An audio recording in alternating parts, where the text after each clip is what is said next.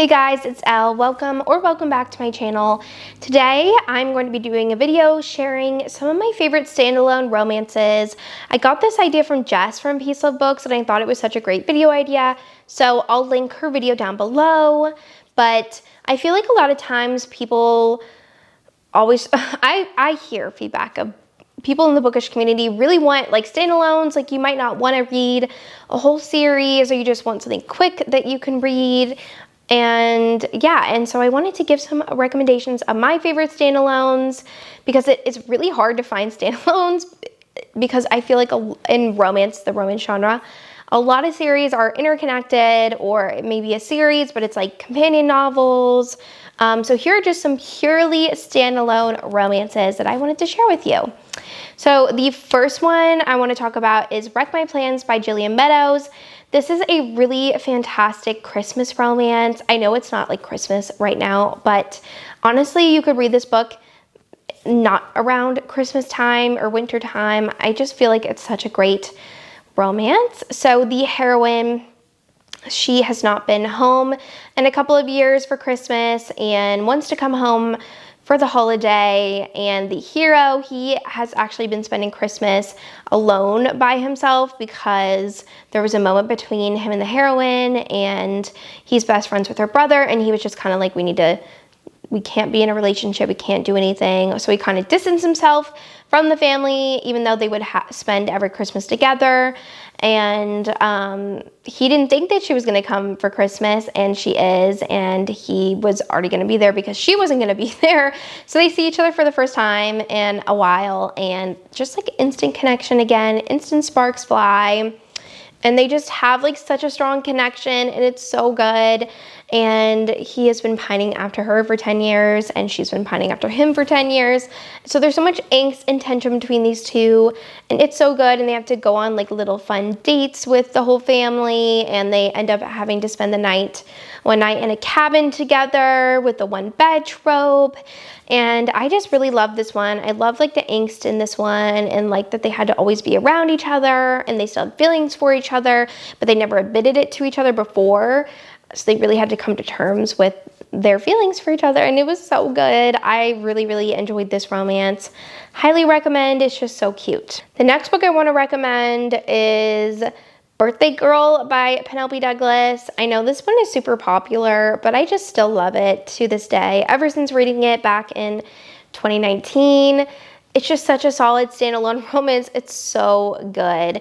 This was my introduction to ex-boyfriend dad romances. So we start this one with the hero is the dad of the heroine's boyfriend at the time, and she just doesn't feel like her boyfriend at the time is like treating her right and doing things. And so she's ending up spending her birthday alone, and she goes to the movie theater and she ends up sitting right next to the hero, and at the time she doesn't know who he is, and they just kind of form this like instant connection and chemistry. And later she finds out that he is her boyfriend's dad, and they end up having to stay with him, her and her boyfriend, because they're trying to get an apartment or like save money or something. And so she ends up having to be around him all the time, and they had formed such a connection, but the hero is like, you know, I can't do that. She's dating my son, but then something happens where she's not dating his son anymore and she has nowhere to go. And so she's just now like staying at his house, and there's so much tension and angst between them, and it is so freaking good. Like, this is known as one of the best like ex-boyfriend dad romances for a reason, because it's just that fantastic. I love this one. If you haven't picked this up, you need to, because it is so good. The next book I want to chat about is, of course, an Emily Henry book. I love this one. This is Happy Place. It's so good. This is a second chance romance where the heroine, she is going to go visit her girlfriends for the weekend. During college and like after post-grad, they would always go up to one of her girlfriends' like beach houses in Maine. And so she's going up for the weekend, and she hasn't told them that she is broken up with the hero, that they're broken up and they were actually engaged. And when she gets there, she sees the hero there, and she's like, "Why are you here?" And he's like, "Well, they invited me and I couldn't say no. So now they have to fake date in front of all of their friends. And it is so good. They have to spend the night together in a room and kind of have to face their problems and the relationship head on. And it's just so good. I love the friendship and summer vibes in this one. So fantastic. The perfect summer read. Just love all of the vibes in this one. It's so good. And I loved them finding their way back to each other again. Then I have The Search by Nora Roberts. This is one of my favorites by her. This is a romantic suspense romance where the heroine, she almost died because of a serial killer years ago, and her fiance at the time ended up getting caught in the crosshairs of the whole thing. And now it is years later and she's trying to cope with what happened, and she has her own dog business of training dogs. And that's where she meets the hero, who is moving to town. He's an artist and he recently got a dog, and he is like, this dog is a demon, I need your help training him. And so they kind of start connecting over having to train his dog, and she ends up finding out that there is a copycat killer on the loose. And she needs to protect herself and be careful, and she's living in the Pacific Northwest at the time. And so it's just such a good romantic suspense, and I really love Nora Roberts' romances.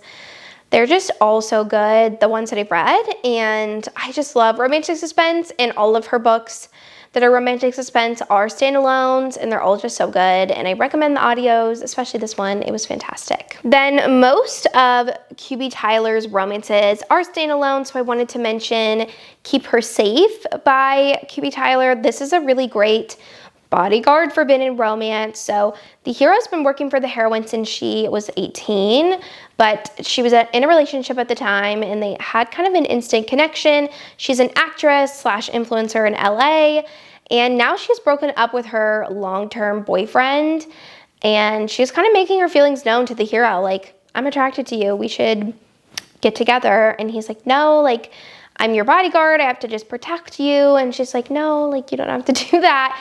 So they finally give in to their feelings and their chemistry and connection, and it is fantastic. It's so good. I love this one, and I am just obsessed. It's so good. I love the bodyguard aspect, like he had to protect her, and there's kind of someone stirring up some drama in her friend group, and like she's kind of getting threats, and he has to protect her but also keep his feelings out of the way, and it is fantastic. Love, love, love this one. Then I have QB Tyler's newest release, which is the Nanny's Off Limits. This one is fantastic. I am obsessed with this romance. It's so good. I recently read it. It's just chef's kiss, amazing, so much great spice, everything. So the hero is really in desperate need of a nanny. His wife recently passed away, and he is just struggling so much to kind of be there for his kids, be there for his job, just like everything. And so the hero's brother ends up meeting the heroine in a grocery store randomly, and like the heroine and the hero's daughter end up kind of forming a connection, and the hero's brother is like, hey, do you nanny? Like, my brother really needs help. He's in a really bad spot. And she kind of agrees and decides to apply for the position, and she gets hired. And the hero and heroine in this one just have such a great connection and chemistry. But obviously they can't get together because she's the nanny, and that would be weird.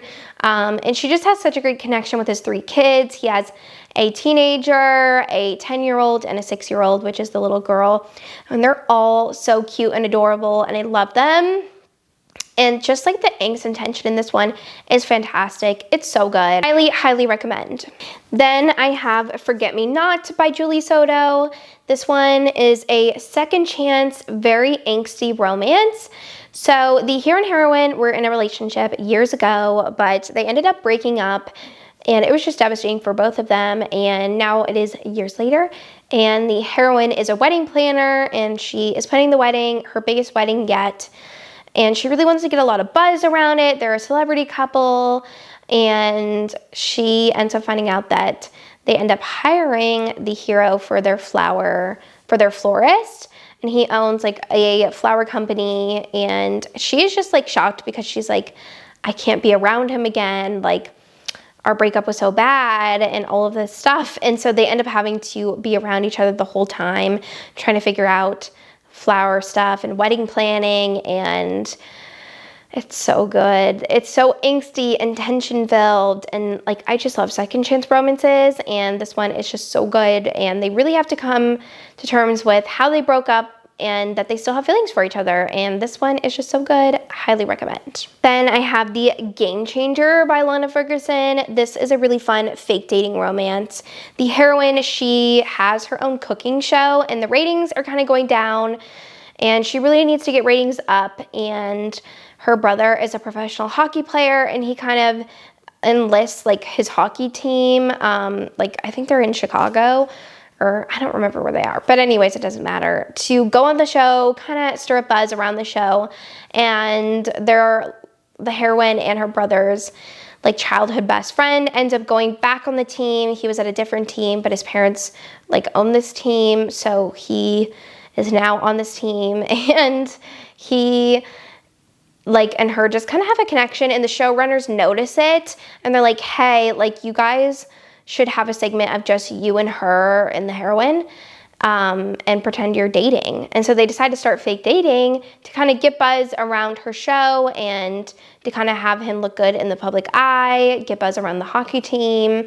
And so they both agree, and they end up fake dating, but they kind of have to hide it from her brother. But then they start forming real feelings and a real connection, and it is so good. And they also, have that brother's best friend aspect where they've known each other since childhood, and it's so good. I remember reading this, listening to it on audio on Audible, and it was just so good and so addicting, and I just loved both of these characters so much. Then I have Lights Out by Navessa Allen. This one is a really fun stalker romance. So the heroine, she is obsessed with this guy's videos on TikTok where he kind of does these sexy videos. He's wearing a mask, and she's really obsessed, and she always comments on them. And so the hero is the guy in the masked videos, and he reads her comment and is like, oh, that's so funny. But then he looks a little closer at her profile and realizes that she is his best friend's ex. And he always had a crush on her and is always obsessed with her. And so he starts kind of messing with her, figuring out where she lives, and decides to break into her house and do a video on her bed in her bedroom. And she loses it. She's like, what the heck? That looks like my bed. That looks like my pillow. And it's so good. And so he kind of starts leaving little hints that he's stalking her. And she's not mad about it. And this was actually a very sweet romance, and we did have dark aspects towards the end of things going on, but I love this one. I love the stalker aspect. I love that she was kind of obsessed with his videos, and it just was really fun, and I really, really enjoyed it. And the last book I want to chat about is All the Missing Pieces by Catherine Cowles. This is, I think, her first standalone that she ever wrote, and it is so good. I love this one. So the heroine, she is a true crime podcaster, and she is going to this small town to do a podcast story on this girl that went missing, and she was kidnapped and just assaulted. And so she goes to a small town, and she's trying to gather information for her podcast. And she finds a roadblock, which is the hero, who's the sheriff of the town, and he does not want her there. Is why are you here? I don't want you to stir up drama and all this stuff. And so they end up teaming up together to kind of figure out this case, and it's so good because there's romantic suspense in this one of trying to figure out what happened with this case, and this case might be linked to the heroine's sister. And the person that was originally kidnapped that started this whole chain of events was the hero's sister. And so he just really has a personal tie to it. And it was just really fun seeing them piece together what happened. And I really loved the ending in this one. The suspense element was perfect. It was just so fun. I really, really enjoyed this one. All right, well, that is the last book I wanted to chat about in this video. I hope you enjoyed hearing me chat about some of my favorite standalone romances. I love so many of these. They're all so good, and I just love them. So definitely check them out if you haven't already. And I want to thank you so much for watching this video, and I will see you guys in my next one. Bye.